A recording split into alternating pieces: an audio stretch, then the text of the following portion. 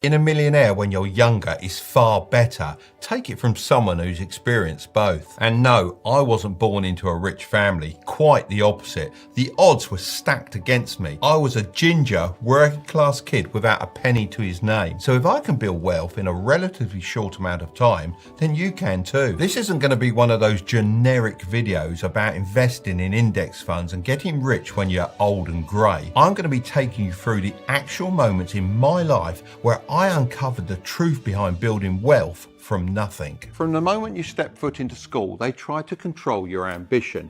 And one memory that stands out to me was sitting in a lecture theatre just like this one. The teacher asked us to write down our dream job, our dream car and our dream house. I was really excited, so I wrote down business owner, Ferrari and mansion. She then said life is going to be tough, so I'm going to break the hard news to you now.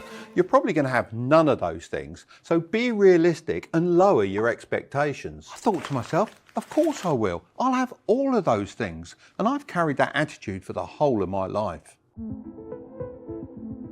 If you allow the system to crush your hopes and dreams, you'll never be able to create wealth from nothing. Look, this isn't some fluffy mindset BS. If you can't even believe something is possible, then how on earth are you going to do the work required to become wealthy? Most people give in to the pressure of being realistic and end up joining the crowd, and then they discourage the next generation from following their hopes and dreams. But you can decide to break the cycle, just like me in that lecture theatre. So if you want to do this, then you firstly need to be very careful about who you listen to. I'm not just referring to those fake gurus on social media. I'm also talking about the people in your life who give their unsolicited advice. While your friends and parents may have good intentions, if they haven't built a large sum of wealth, why would you listen to them when it comes to making money? Secondly, you need to learn to think from multiple angles when trying to solve problems. Most people will come across an obstacle that they've been told is impossible for them to conquer and give up at the first sign of trouble. The more you let these kinds of challenges beat you, the harder it is to break out of the herd, as you're cementing to yourself that you aren't good enough. Whenever I come across a challenge, I think of at least 10 different solutions and then decide on the best way forward. If one doesn't work, then I just try the next one and so on until I'm successful. Thirdly, you need to step outside your comfort zone. Look, if Harry Potter stayed in the cupboard under the stairs, then he would never have defeated Voldemort. Sorry for the spoilers, but it's so true. Putting yourself in challenging situations helps you grow and improve more than anything else I've ever experienced. When I first joined the workforce as a carpenter's apprentice, I was so excited. It was the job I really wanted to do. But unfortunately, the manager took a bit of a dislike to me and he bullied me practically every day, giving me all the rubbish jobs. I didn't know what to do. I couldn't take it anymore. I came home that night, sat on my couch, and I looked around the room and thought to myself, what have I got to lose? I've got no child or wife to look after. I'm 20 years old. I've got to make this decision. Sure, I'm scared of quitting a job. Of course you're scared. But I knew that was the best thing for me. So I quit the very next day. If you're young and have few responsibilities, it's a clear choice to take more risk to increase your income. Of course, I'm not suggesting that you should go and invest all your money in crypto.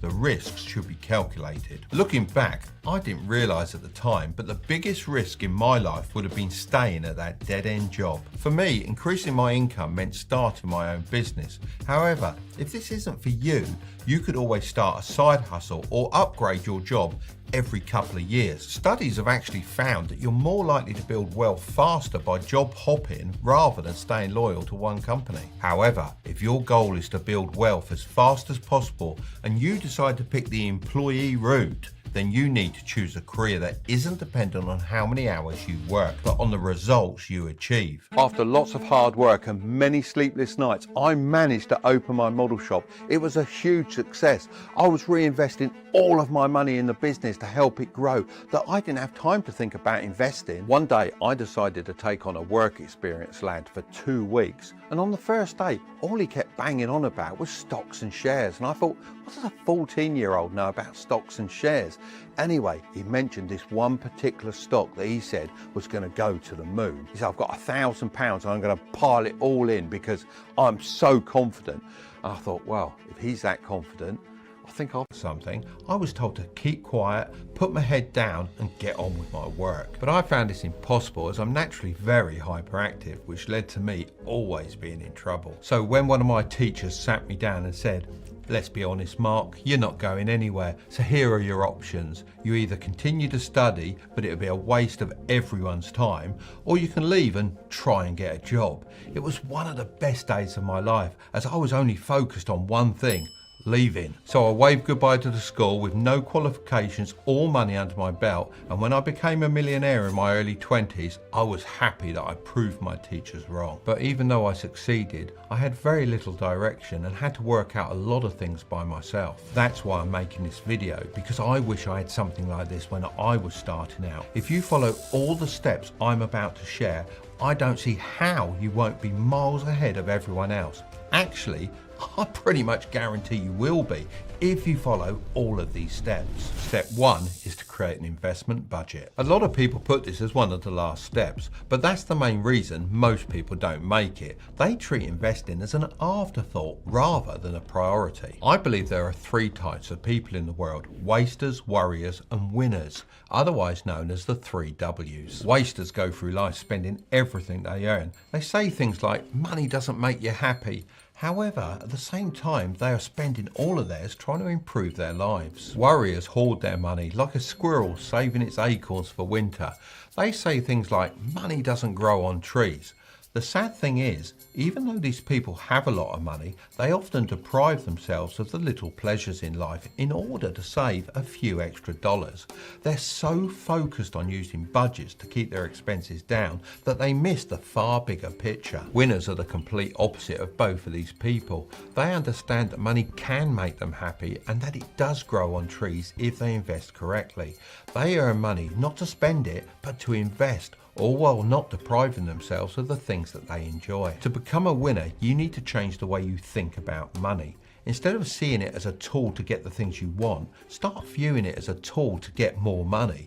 The only other way to make money is by trading your time, and personally, I'd rather use my money than trade my literal years on this earth. Here's something to consider. If you worked for a whole year and saved up $10,000, but you spent it all on upgrades for your car, you'd have to save that money all over again, costing you another year.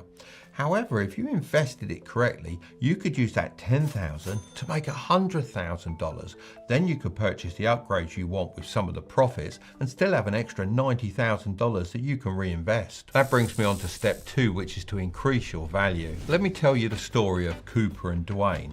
They both lived in California and decided to take up surfing as a new hobby. Cooper searched for the biggest waves every day.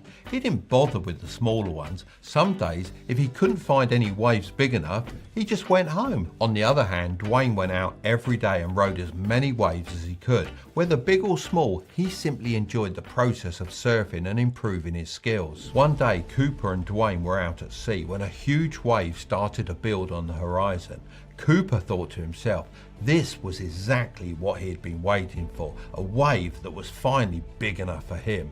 On the other hand, Dwayne was just excited to put his skills to the test and thought of it like any other wave. They both began paddling. Dwayne expertly popped up onto his feet and rode inside the barrel of the wave. He looked back expecting to see Cooper behind him, but he wasn't there.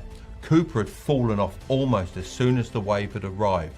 All he could do was watch as Dwayne rode it all the way to the shore. In Cooper's mind, Dwayne had just got lucky, but the truth was, Dwayne had put in all the practice and learned something from every wave he'd ever caught. This is how most people approach getting rich. They spend too long searching for the one thing that will make them a ton of money, all while ignoring the day-to-day things they can be doing to increase their value. Huge waves do come every now and again. I've benefited from the dot-com bubble in the late 90s, the housing bubble in the 2000s, and the recent crypto boom. However, I wouldn't have been able to take advantage of them if I hadn't increased my value by investing back into myself. When you start thinking this way, you stop seeing every online course or YouTube video as the one thing that will make you rich, and instead just a little wave to conquer and add to your skill set. So where should you focus your time? Well, if you notice there's a clear gap in the market for a certain skill, such as a plumber, it really is a nightmare finding a good plumber nowadays. But anyway, that aside, if you decide to go down this path, it might make sense to spend $1,000 to get a qualification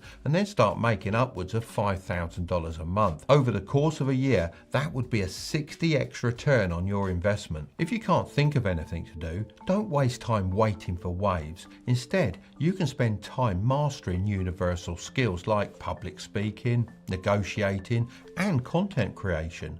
These skills will all come in handy no matter what path you decide to follow in the future, as they're all transferable and can be used in multiple areas. I'm not saying all education is good. I believe far too many people are going to university for degrees that aren't even worth the paper they're written on. However, if you view every skill as an investment and get some kind of return on it, then it's worthwhile learning. If it was me, I would repeat this step as many times as possible until I've reached my maximum earning potential. Step 3 is to open investing accounts. If you want to avoid being a worrier, then once you've increased your earning potential, you're going to need somewhere to invest your money, so it's time to open some accounts. It's a good idea to allocate a portion of your investment budget into the stock market. This isn't likely to make you rich in the short term, but if you begin early enough, then in later years, it will start to compound. It's just so much easier than it was back in my day, as you can do it all from your phone. There are various different apps. I'll leave some of those links down below.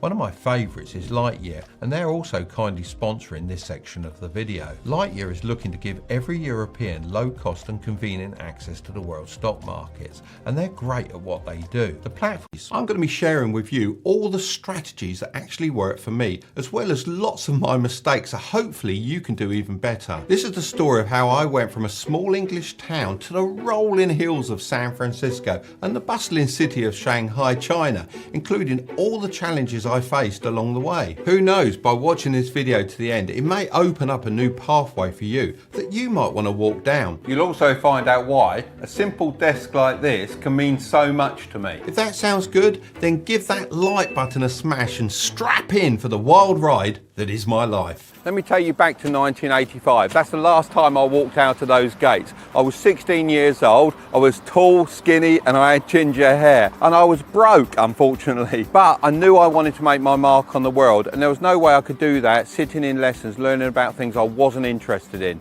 So I went out to seek my fortune. But before we get there, let me take you back to my teen years. I was always looking to make money. I know it's a little cliche, but when I was a teen, my main side hustle was selling candy and cans of soda to all the other kids in the playground. On the weekend, I would also go fishing and catch hundreds of mackerel, which I sold around the neighbourhood. I remember knocking on every single door possible. I was offering a great deal, 10 fish for $1, but unfortunately no one wanted 10 fish. So I was forced to go back to the drawing board and restructure my business with a new strategy. I decided from now on I'll be selling 5 fish for $1, and I was shocked by the results.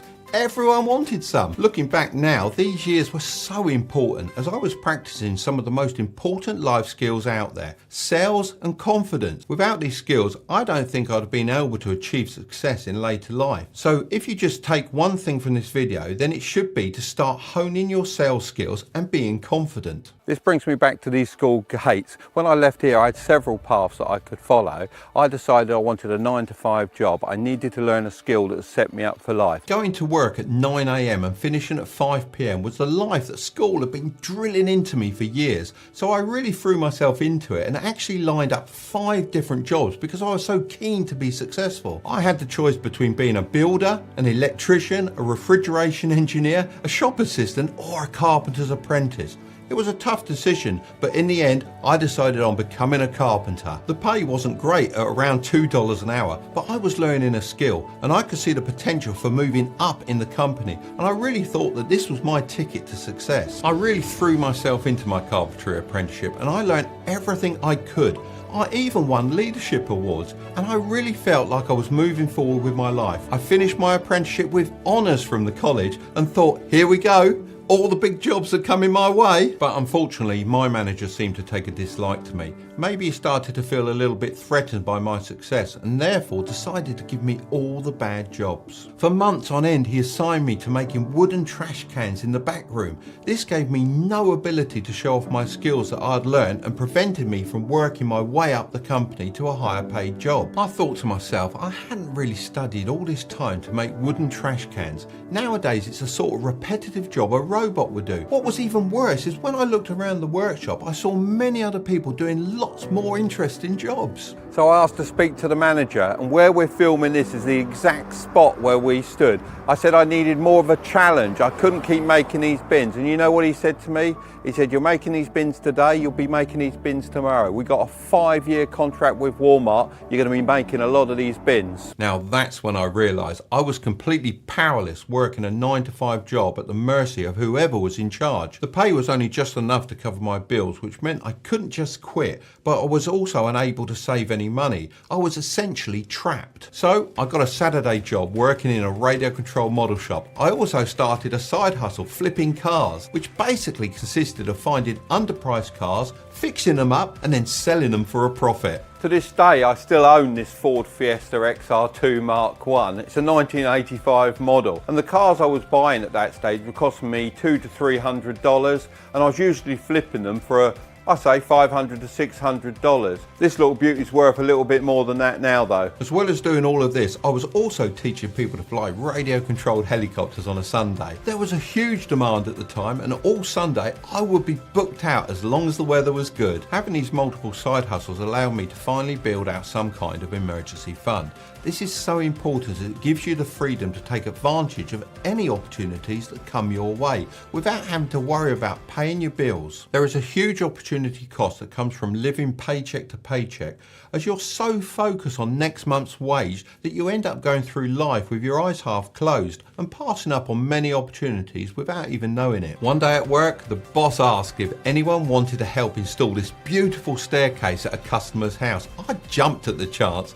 It was one of the most impressive houses that I'd ever seen. It had everything. I'm talking marble floors, chandeliers, a private swimming pool, and a garage full of beautiful sports cars. It was my dream house. I started daydreaming and adding up how many years it would take me to earn enough money to buy a place like this. And I got gradually more and more demoralised, as even with all my side hustles, I realised I still would never have enough money.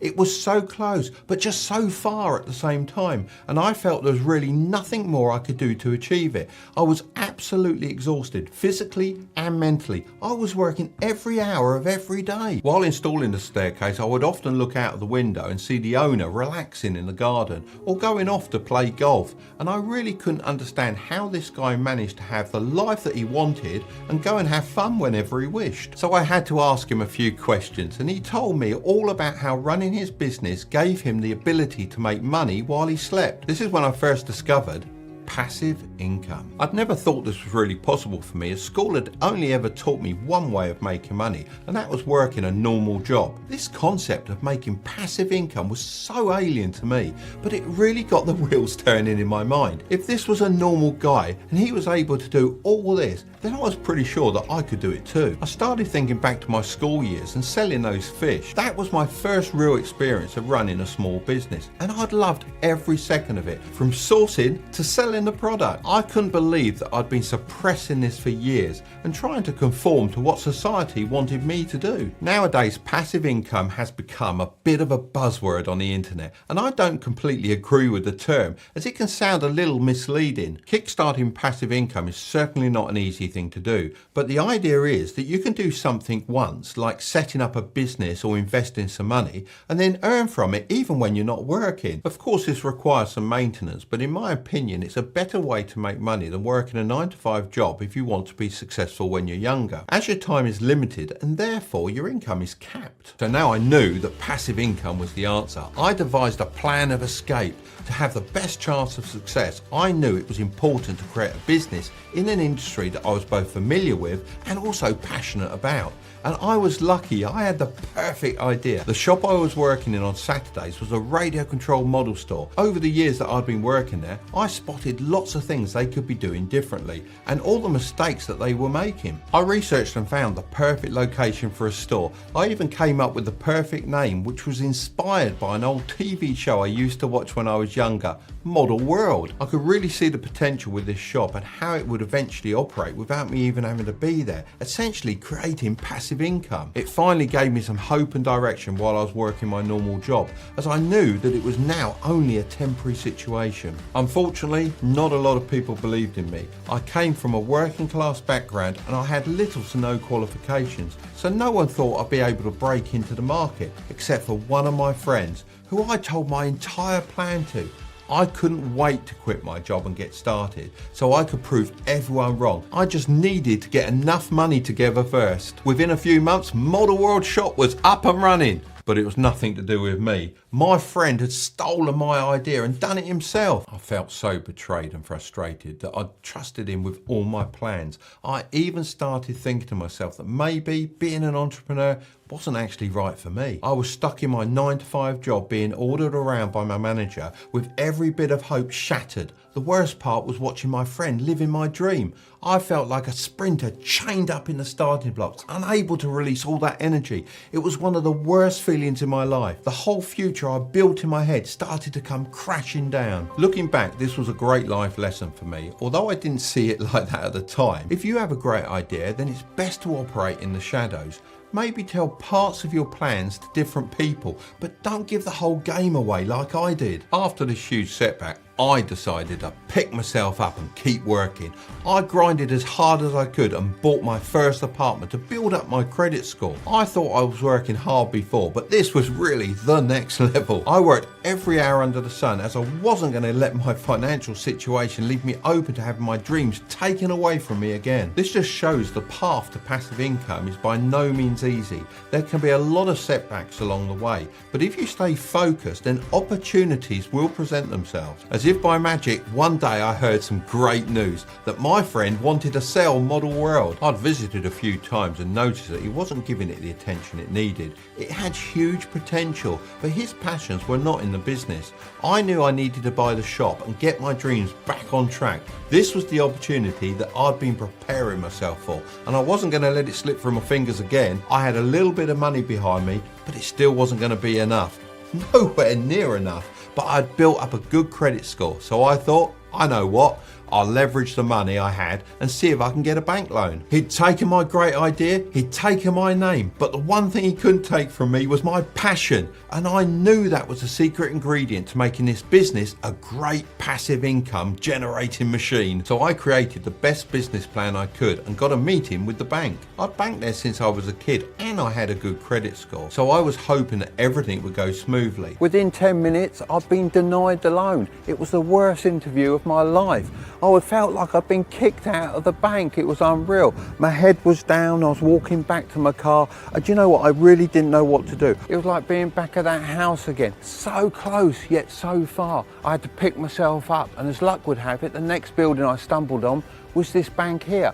I hustled my way in and I got a meeting right there and then with the manager. He actually said it was a very interesting idea and not only gave me the loan but promised to be one of my first customers. I have since asked him what made him take a chance on me, and he said he was always eager to help out the younger generation, and when he saw how passionate and hard working I was, he just couldn't say no. This is a perfect example of where preparation and resilience meets opportunity. You never know when your next stroke of luck is around the corner, and for me it quite literally was just around the corner. So without any hesitation, I closed the deal on Model World, the rights to the name and all the products they had. It was finally mine. I knew the hard work was yet to come, but it was mine. The first day I opened the shop, I had a sleeping bag behind the counter because I knew if I didn't make enough money that day, I'd be sleeping there because I certainly didn't have enough gas to drive the car home. Luckily, the first day was a great success. All the selling and negotiation skills I'd learned when I was younger came in really useful. Without them, I wouldn't have been able to make my business profitable. After 3 years, we turned over $1 million, and it was crazy. It was crazy times, but it was good fun times, and we had more challenges along the way. After 10 years, we had 3 shops and a warehouse stuffed full of gear, but we wanted to be number one, so we had plans to push on even more. I was generating millions in passive income and I felt like I'd finally made it, but I didn't realise just how open I was to losing everything. When it seems to be going amazingly well, you can start to get a little complacent as it seems like nothing can stand in your way. This is really dangerous as you stop innovating and take your eye off the ball. I'm going to be gifting her $1,000 as well as arming her with the knowledge she needs to take the plunge as a complete beginner investor so she can start her journey to becoming rich and financially free. There's an old saying, be the person you needed when you were younger. And that got me thinking, sometimes with investing, the hardest part is just making a start. So if you're thinking about investing but find the whole process a bit daunting or have started and want to find out some more, then this is the video for you. We're going to be going through everything step by step, from personal finances and taxes to investment strategies and actually setting up the core account. So make sure to watch to the end so you don't miss out on some great investment knowledge. We'll get started as soon as you hit that like button for the LTube algorithm. So Laura, what do you think when I say the word investing? I get a little bit scared. I know it's the way to go. I'd love to learn a bit more about it and put my money in the best place, but if I'm honest, I don't really know much at all. Well, it's normal to be a little bit scared, that's for sure. Judging by our analytics, not many girls are that into investing. Why do you think that is? I'm not really sure why that is, but I'd like to learn a bit about it and show that it's possible for anyone to do, use it as a way to get rich. Well, it's not all about getting rich, it's more about building your long-term wealth, but we'll get into that later. What? I was here to get rich. I'll tell you what I can do. How about this? I'm going to give you $1,000 to invest in anything you like. That sounds really good, thank you. Let's get going. I think we should. Let's dive in. People always say to me that they'll get good at managing their finances when they earn more money. But the truth is, anyone can go broke, even celebrities. You know, take Michael Jackson, for example. He was the king of pop with an estimated estate value of over $236 million when he died, but he left debts of over $400 million. So Laura, how would you say your finances are at the moment? I'd say they're okay. I don't look into them too much. If I want to go out for a meal with my friends, I'll spend the money. But I do try to save about half of what I earn. I just don't really tend to track it. Okay, well, tracking is a really good idea, and it's really easy nowadays to track your money using some of the apps that are available, and by tracking it you'll tend to spend less, so that's always good. But do you have any credit card debt or anything like that? I don't. I spend my money on my credit card, but then I do pay it off every month. That's great. You've been watching the videos, haven't you? Yes. It's always best if you use your credit card because it'll help you build your credit score. And if you pay it off at the end of every month, you're going to pay no interest whatsoever. And it's a win-win. Oh, okay. So why is building your credit score so important? Well, at some point in the future, you're going to probably want to borrow, be that for a house or for a business. You never know what you want to borrow for. And if you've got a good credit score, it's going to cost you a lot less in interest fees, and you're going to find it easier to borrow in the first place. So that's why it's so important to build a good credit score. Oh, okay. Taxes are something we should all care about, as at the end of the day, why would you want to give away more of your hard-earned money than you absolutely need to? When it comes to investing, in most cases, you are required to pay taxes on the profits that you make. This is called capital gains tax, and it's between 10 and 20% depending on your income. It's really important to minimise the tax you pay in these areas, so you're able to invest more for your future. And there are two really simple ways that you can take action. Now, the first is to open up a tax advantaged account, and the second is to start some sort of side hustle or business so you can write off all your expenses. Why is a side hustle a good thing to have? Well, it's all about when you pay your tax. If you get paid $100, for example, from work and you want to go out for a nice meal, well, it's all well and good, but you've already paid your tax, haven't you? So if that's 20%, $20 is already gone. Now, with a side hustle, you get your $100 and you want to go out for a meal, you can go out for a meal and you can then write that off. So when you come to pay your tax, you've got less money to pay your tax on, so you get taxed less. Is that like bad? No.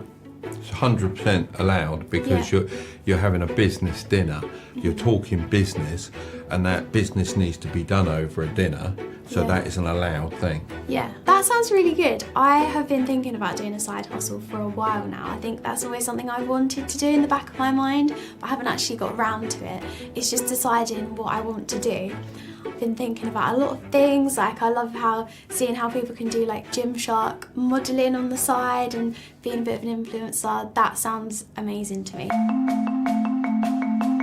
It's extremely important to research any investment before throwing all your money in. So Laura, have you heard of any before, and is there anything you've invested in? I haven't invested in anything. Obviously I hear a lot about like cryptocurrency and stocks and shares, but it's all like a completely different world to me and I don't know anything about it. But I know that my money isn't very good sitting in my bank account. I want to do something with it. Well, your money sitting in your bank account is actually losing you money because you're probably earning about 0.1% interest per year, and that literally is nothing. And with inflation at more than that, around about 2 to 3% a year, that's actually losing value year on year. I think the thing that I was looking at doing is buying a buy-to-let or something. Okay, well we can discuss that and run through the main investments which are good for beginners in order of least to most risky. So you can then decide what you want to do with that $1,000 I gave you. Oh wow, okay. So the less risky it is, generally the less reward. Okay. But the higher risk, the better the reward. Now, an index fund, simply put, is a basket of stocks. So instead of buying hundreds of different stocks separately and having to manage them all at once, you can buy into a simple, low-cost index fund. Do you get to choose what stocks they are? No, you don't get to choose what stocks they are, but you can choose from a lot of different index funds. Oh, okay. And does it matter what country you invest in? Back when I was younger, I might have gone for an index fund based in the UK, but of course nowadays with the invention of the internet, of course these companies in America, they are absolutely global, so they're always looking for more growth, be it in China, Australia, wherever it happens to be. So by investing in these American companies, you've got a global player there, haven't you? And they're passively managed as well. So there's not a manager there. It's all done automatically. That's why the costs are so low. If I invest all my money in like a risky one, could I then lose it all? And it sounds like a silly question, but could I lose more? Could I go in debt or something? Well, when you invest, your capital is always at risk. You have to remember that, but hopefully over the long term it'll be good. Now, unless you leverage your money, you can't actually lose more than you invest. So if you invested, for example, $100, the most you can lose is $100. However, if you leverage your money and bought things on margin, then of course you could lose more than you actually invested. Okay, what does leveraging your money mean? Well, leveraging your money is when you borrow money against your investment, or it's also known as margin. So for example, if you invested in a share, say you wanted to buy $100 worth of shares, but they were offering you 2.5 margin, you could actually have another $250 to go with yours. So you'd actually have an investment of $350. Of course, then you could lose that whole $350. Next is investing in yourself with a side hustle or further education. This is a low risk because the power is in your hands. Starting a side hustle has limitless potential returns, which is exactly what you want when you're trying to build wealth. So does this sound like an option to you? Yeah, it sounds really good to me. I like the idea of investing in myself, not just getting my nails done and eyelashes done, obviously, but doing things like university, but it's kind of, you don't see the return straight away. So how have you found that coming from university into the workplace? So I feel like just with my degree didn't get me a job. You have to have other employability skills as well, and a lot of places often want a lot of experience and a lot of time in things that I haven't had time to do.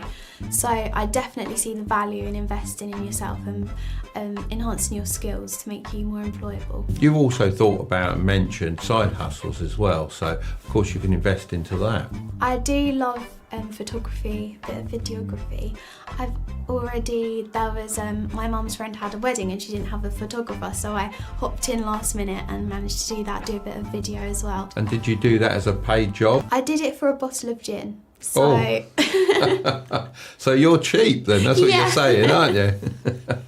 No, I did it for free. Well, sometimes that can be a really good investment as well. When you do a job for free, you're building up a portfolio. And again, quite often you need to do 3 or 4 jobs to build that portfolio up. So when you do want to charge people, you can show them exactly how good you are.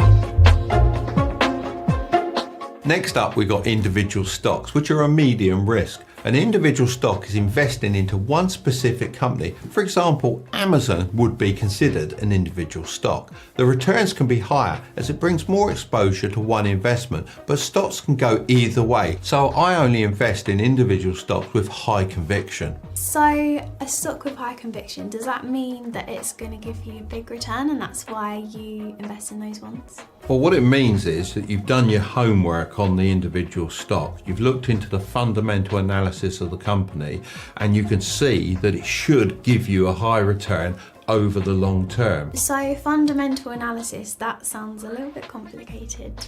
Well, actually it's not complicated at all, and you can find out all this information on Yahoo Finance, and you can pull up the company you're interested in and look at their balance sheets and things like that, and their profit and loss and where the company is going. And also it's important to look at the leadership of the company as well. Okay. Next we come to real estate, and I'm putting this as high risk for beginners, as real estate often requires a mortgage, which can mean taking on quite a substantial amount of debt. However, real estate is a great way to accelerate wealth and often performs really well during inflation. I've always looked at Airbnb and I'd love to do that kind of thing. If you're looking to do Airbnb, you've really got to make sure that that property can stand on its own without that platform, because it's early enough to become a millionaire. On that note, about a month ago, I gave Laura $1,000 to invest however she liked. She'd never done anything like this before, and you guys loved it so much that you've been asking for an update. So here it is. Firstly, we discussed how to overcome the fear of investing, because it's all about getting started. Not really for me. I don't really know much about it. A bit risky. Next, we'll be revealing how much money she made. So I put £240 in and it's now worth... And finally, unpacking her plans for the future. Not many girls, I feel like, are investing into it. I kind of like to be there and go, nope, we can do it as well. Watching this video all the way through will put you in the best position when it comes to making money from investing, as we're going to be showcasing real results with realistic amounts of money. So make sure to smash that thumbs up button for the LTube algorithm, and we'll get started straight away. Hi Laura, how are you? Hi, good, thank you. Thanks for having me back. Yeah, you're more than welcome. You know what, it's been a couple of months since we started this investing journey. That's gone so quickly. It certainly has. So what I really want to know is, what did you actually think about investing and what are your thoughts on it? So before I kind of started, I was a bit apprehensive about it, didn't know much about it at all. But the best way to start learning more and more and become really invested in the whole investment process is to actually start. So that was great that you gave me the ability to start doing that. I think it's just the unknown and the whole link. It kind of seems a bit like gambling. I think you have to just kind of build the trust in it and learn for yourself and know that if you invest and you lose some, then that's you can live with that. So it's more of a misunderstanding, isn't it? And probably because it's not been taught in schools to give people the confidence to go ahead and to do it. And what about your friends as well? Because that's another key thing, isn't it? So have you spoken to any of your friends about the investing? I have a little bit. I know I mainly spoke to my brother about it, and I was trying to get him to sign up for a free share, and then it's just the signing up process for him. Yeah. So once he signed up, I think it'll be fine. And I was going, look, Mark and Curtis do this, it's absolutely fine. But yeah, it's just building that trust. And I think as he sees whether my investments have done well and things like that, I think he's just keeping a little sneaky eye on mine, and then he might do it himself as well. Yeah, I think that's always a bit of a shame to look at it that way, from the way he's looking at your investments and only going to go into them if they go up. I think People need to look at them as a very long-term thing that you're putting money into over a period of time. So maybe you can give them a nudge and say, look, don't wait, because there's no time in the market. It's time in the market that you need. You've got to stay in there. You've also actually just reminded me of something he said the other day. He said whether he was a bit too late to the Tesla. So I don't know whether, because there's so many stories about people having shares and coins and things, and then it goes up exponentially, and then they wonder whether it's going to plateau or go down from here. Well, that's the whole thing about time in the market. Nobody really knows where the market's going to physically go. Now, if you take Tesla as a prime example, if I said to you Tesla's going to be $2,500 this time next year, would it be too late to invest? No, exactly. So, we don't know where it's going to go, and trying to time that market will mean you'll never actually get in, because the excuse to get in will be, oh, the market's too high, and the other excuse will be, oh, it's falling, I don't want to get in while it's falling. So there's always an excuse not to invest, and that generally stems around people trying to time the market. So I think you might need to have a word with him. I will. I feel bad now. Sorry, Michael. So you mentioned a free stock there, and that's a really good way to get started. And we've partnered up with public.com in the USA, who are actually offering you a free stock worth all the way up to $1,000 when you sign up. And if you're in the UK, you can sign up to Free Trade, and they're offering a free stock worth all the way up to £200. It's basically free money, and I'll leave the links in the description below if you're interested in getting started.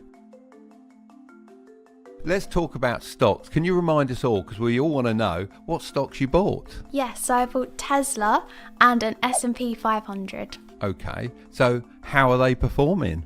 They're actually doing really well. I feel like there's been a little boom in the market at the moment. So, okay, well, remind us how much you invested, first of all, in each stock, and then we can see where it's gone from there. Okay, so in Tesla, I put £200, and it's now worth £341.82p. Wow. So the gain is £141.82, which is in dollars 190. That is unbelievable, isn't it? I know, it's crazy. And how much work did you actually need to do to generate that money? Absolutely nothing, apart from checking every now and then, because I got so excited, and it goes up and down, and then it just kind of went up. And that's really because they've come to an agreement with Hertz to supply them 100,000 electric vehicles, and that's the equivalent of a $4.2 billion deal.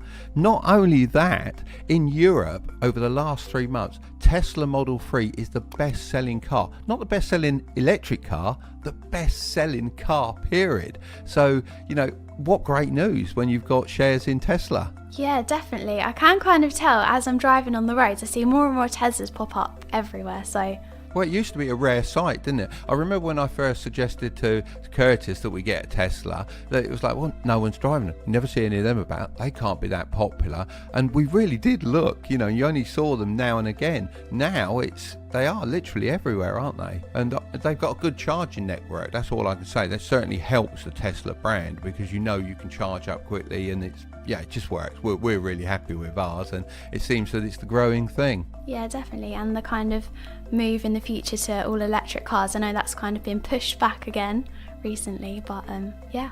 And that gain is in a 2-month period as well. So getting a job and a mortgage, which leads to working every hour of the day just to earn enough money to retire at 67 and finally die. Let's be real for a second. Do you think that's how I make $67,257 per week?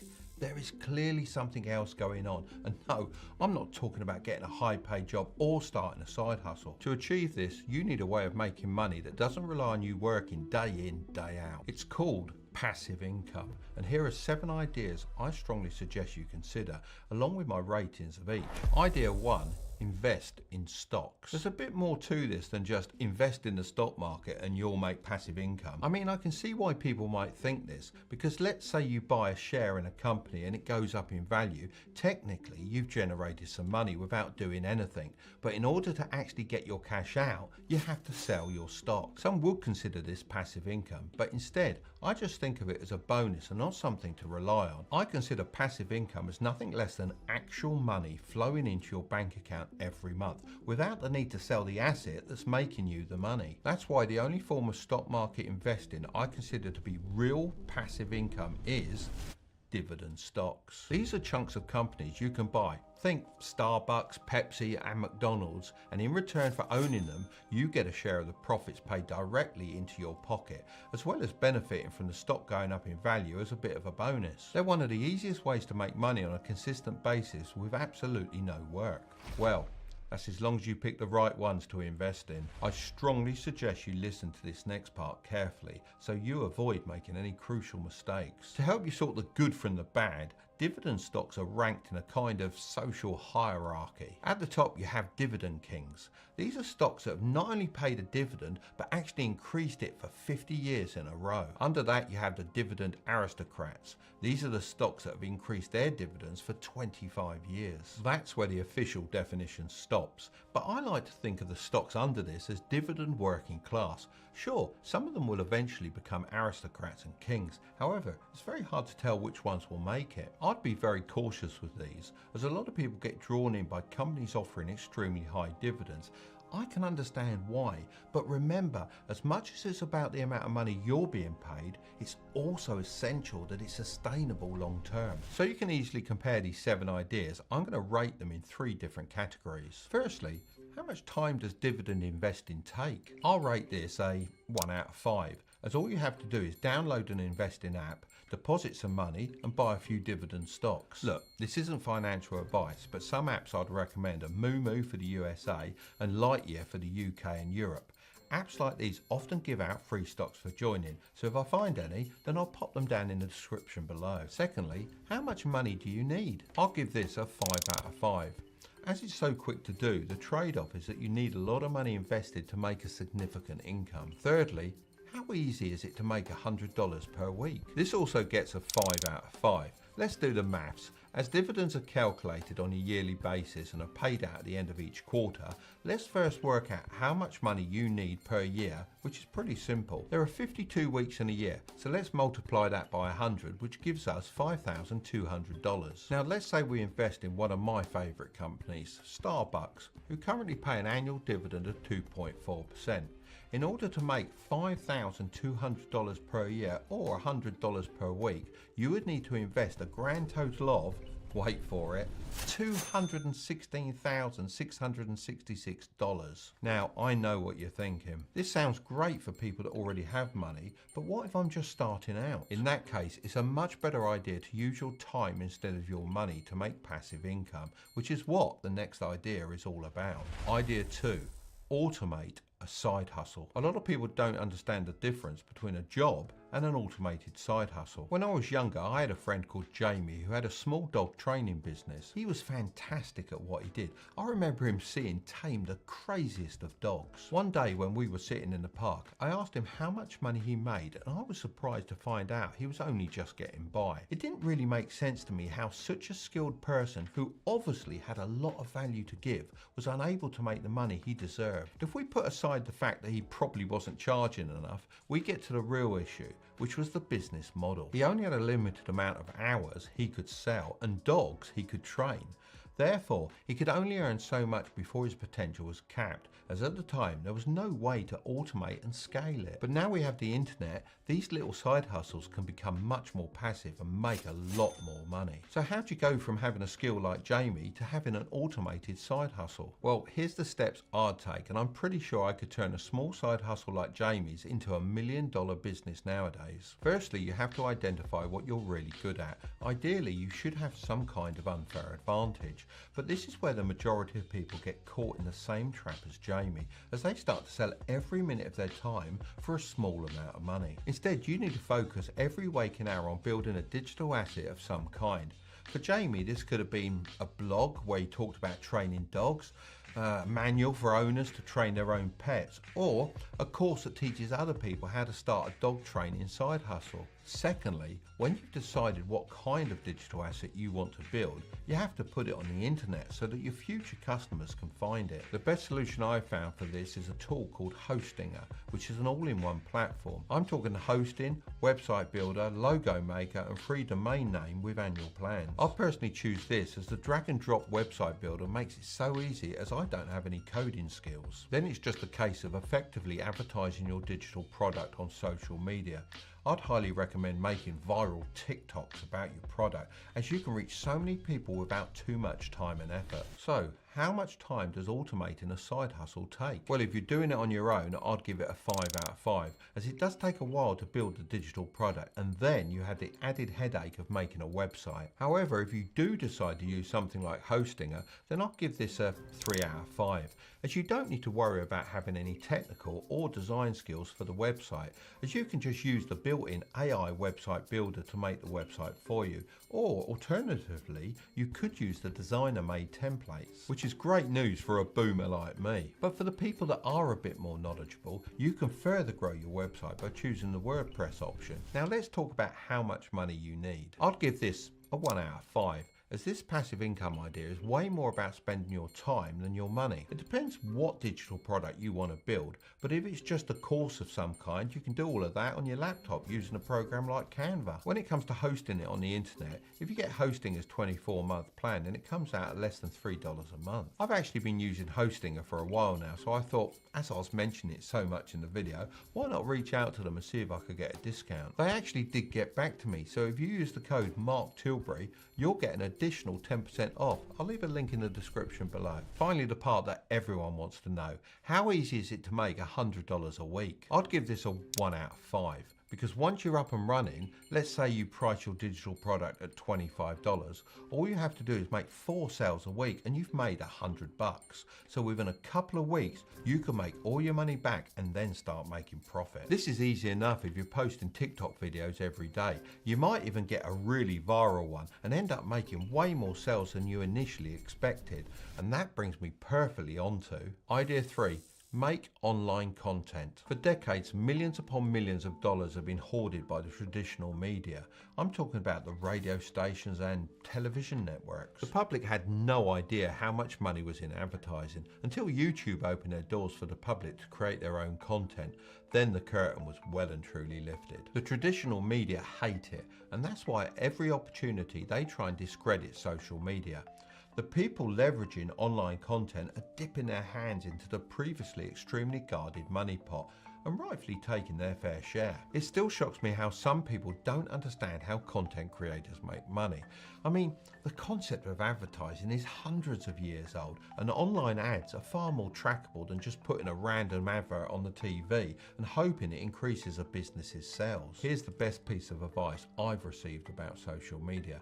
It's not if you do it, it's how well you do it. So how can we use it to make money? Well, it's like I previously mentioned, you can start a YouTube channel, and once you reach 1,000 subscribers and 4,000 watch hours, you can start getting paid from the adverts on your videos. Whenever I say this to people, they come back with something like, well, the people that succeed are just lucky. Maybe this was the case a couple of years ago, but now if your content's good and designed for the algorithm, you will be successful. The harsh truth is, too many people think their content is good when it's actually just terrible, and no one wants to tell them this. This is because they only ask family and friends who sugarcoat the truth to protect their feelings. If you want an honest judgment, you need to ask people who don't care about offending you. Care more about people who don't care about you. It's best to pick whatever you feel the most comfortable with, be that writing, taking photos, speaking into a microphone, or recording a full-blown video. As long as you can capture people's attention, then you're onto a winner. It's also worth mentioning that picking a niche is important. In the early days of the internet, you could get away with talking about anything and everything, but now there is so much competition that you need to specialize in something in particular. Think about it like your favorite TV show. Every time you tune in, you kind of know what to expect, similar characters, locations, and storylines. So you want to make sure your viewers know what kind of content you produce and put it out on a regular basis. This also makes it a lot easier for you to attract sponsorship opportunities. I like to think of every video I put on this channel as a little asset that will make me money for years to come. It also helps that it's extremely fun to make content. So how much time does content creation take? I'm going to give this a 5 out of 5 rating, as it's one of the most time-consuming things in the world. I'm not going to beat around the bush, but making content is a long, hard process. I mean, this video has probably taken us more than 5 days to produce. However, the upsides are worth it in my opinion. Just think, the harder that something is to do, the less competition you actually have. Now, how much money do you need? This is a 1 out of 5, as you really don't need much to start. I see way too many people buying the latest equipment or going on crazy long courses to learn how to create content. This is a terrible idea. You just need to become an avid consumer of whatever you want to create. Take the good parts from all of those different things and then mix them with your own ideas. There's a great book about this called Still Like an Artist. Most importantly, how easy is it to make $100 a week? Well, this has to be a 1 out of 5 too. Within a couple of months of starting this YouTube channel, it was able to make more than $100 per day, and you can do the same. No wonder the traditional media wanted to hoard all this money for themselves. The opportunity is insane. Idea 4, start private investing. Now, I want you to imagine you're an investor on Shark Tank. An entrepreneur walks in with an incredible business you think you can help with, and they're looking for some money to expand. You have the opportunity to get in on the ground floor of this business. Are you going to take the risk? How about if you're having a conversation with a family member and they share their plan for a world-dominating business and they just need a small amount of money to start? If you answered yes, then private investing could be for you. Your first step is deciding which kind of private investor you are. There are 2 main types, sharks and angels. Some stay angels and some morph into sharks, but it'll help you to know the difference. Angels often invest in businesses run by friends and family. They often don't have lots of money nor an interest in taking control of the business.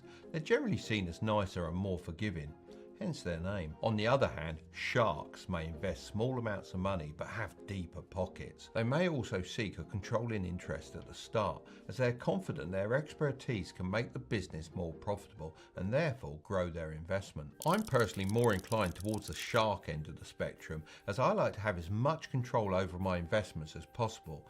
But whichever private investment strategy you pick, you can also combine it with content creation. Believe it or not, the actor Ryan Reynolds is a great example of this. He's one of the smartest people on the planet right now, and I'm not exaggerating. He's extremely good at playing the everyday guy, but under the mask, he's a business-savvy venture capitalist with many multi-million dollar exits under his belt, giving him a net worth of over $350 million.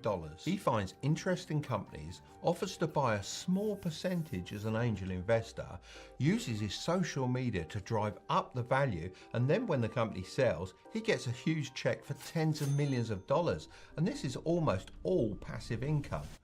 It's genius. Now, of course, Ryan is a worldwide star, but you can replicate this strategy on a smaller scale and use it to make a lot of passive income. I mean, even if you could replicate 1% of his success, that would give you a net worth of $3.5 million.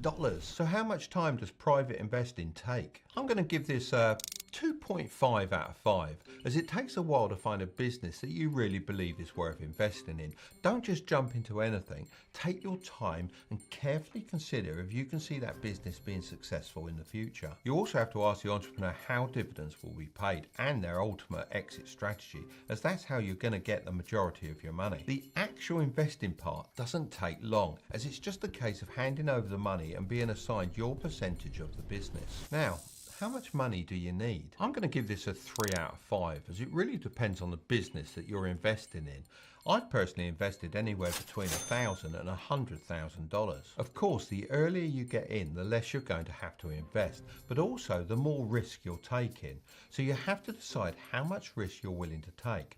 If you do this, I'd also recommend making more than one investment, as I've often found that one good investment can make up for 9 bad ones. But importantly, how easy is it to make $100 a week? I'm going to rate this a 2 out of 5, as it really depends on your negotiation skill and how much you invest.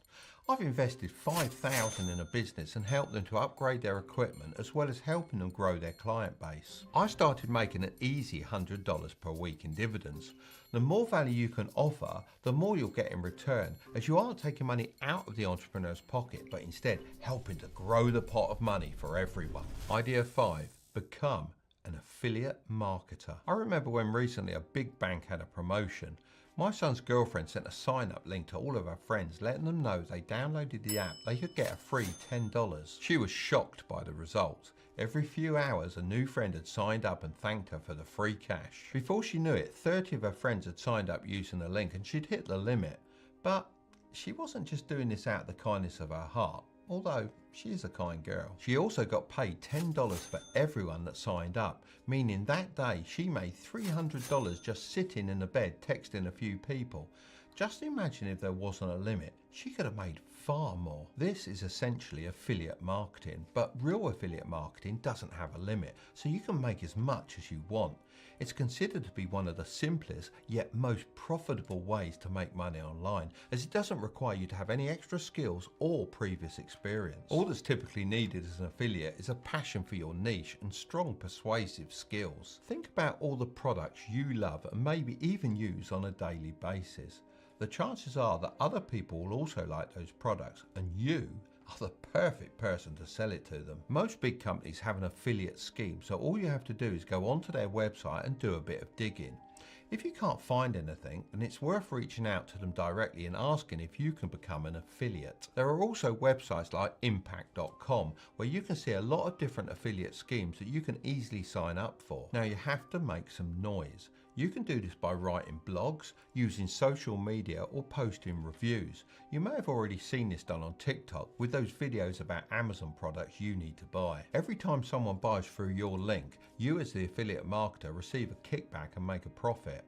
But bear in mind, if you're doing reviews, you should actually purchase the product and test it. Using it over a period of time and reporting your findings will make sure your content is useful and genuine. One thing to keep in mind before you start affiliate marketing is to consider how you can provide value to your audience that exceeds what you get in return. So how much time does affiliate marketing take? I'm going to give this a 3.5 out of 5.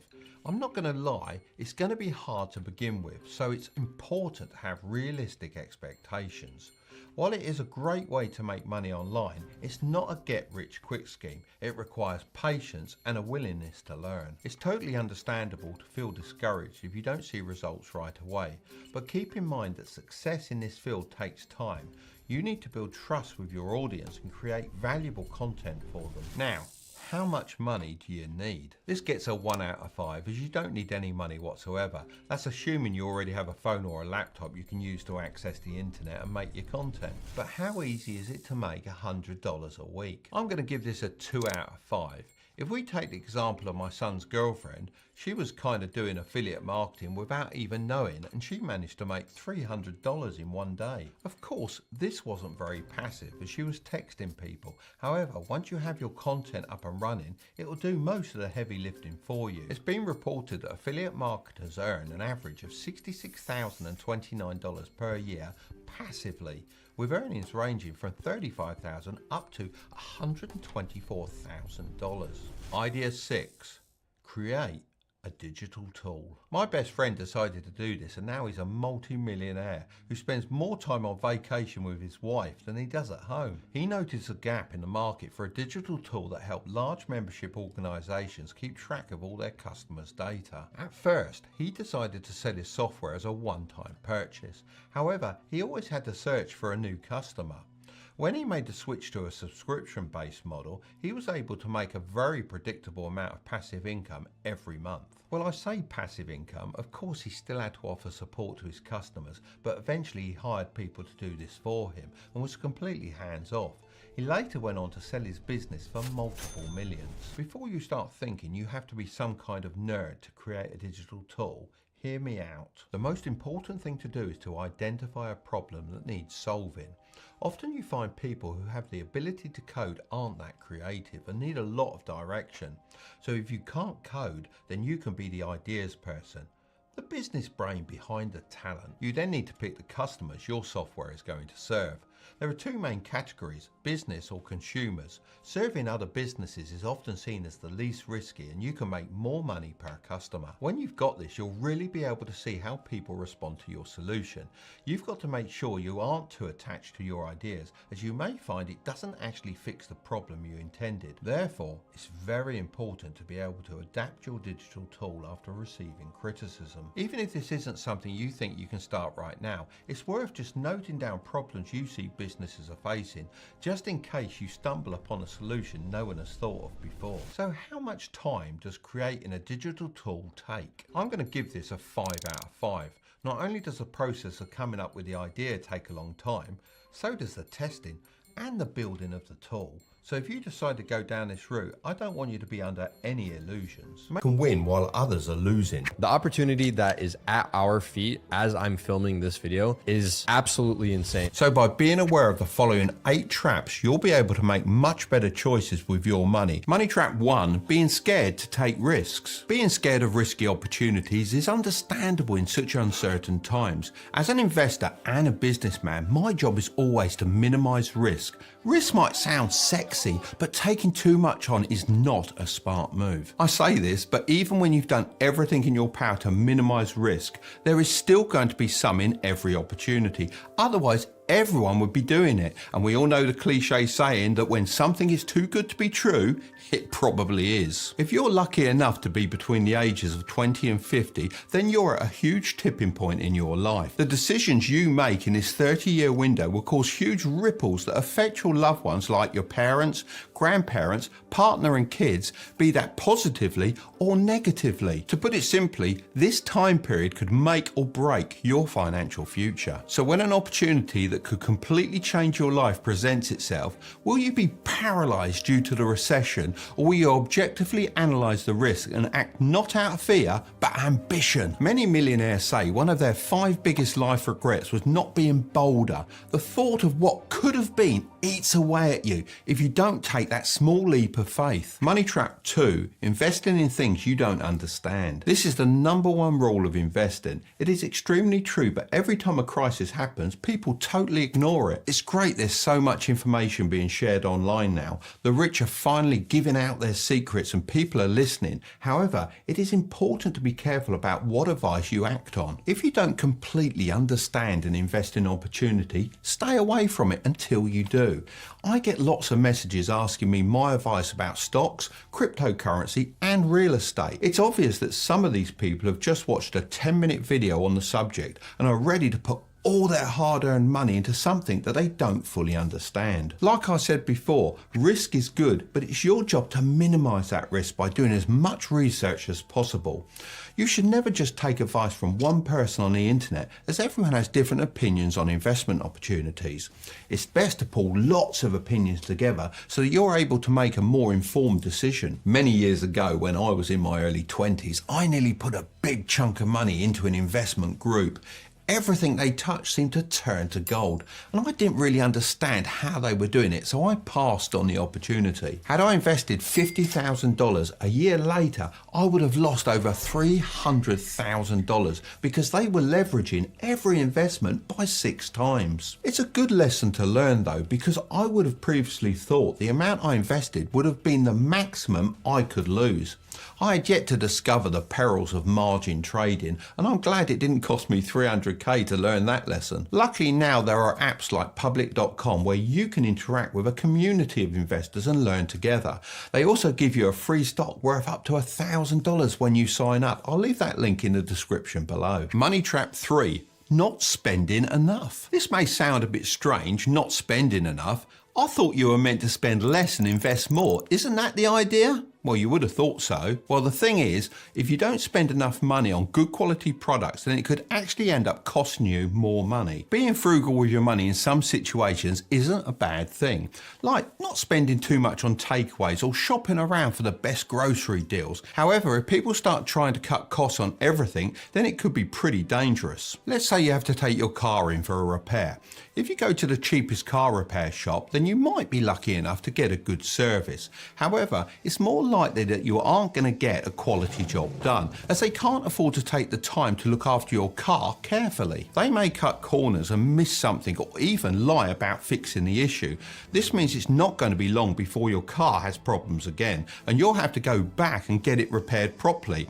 You might as well have spent the extra money now, which will save you money in the future. And of course, that's the best case scenario. What if the car is still dangerous and it causes you to have an accident? There are many things like a car repair that it's best to pay a little bit more for to be on the safe side. Buying quality products and services also helps support the people that are offering them. If no one buys these quality services, then they won't be there when we need them. Money trap 4. Taking your job for granted. With more people than ever losing their jobs and businesses going bankrupt, it's really not the time for people to take their job for granted. If you have a steady job, then you're in a better position than a lot of people at the moment, and you should do everything in your power to keep it that way. If you want the ability to invest, then having a strong income source such as a job is imperative. Not everything is under our control. However, when a business is in trouble, they often have to make some tough choices about who to fire first. When the people in my team go the extra mile in a time like this, it doesn't go unnoticed.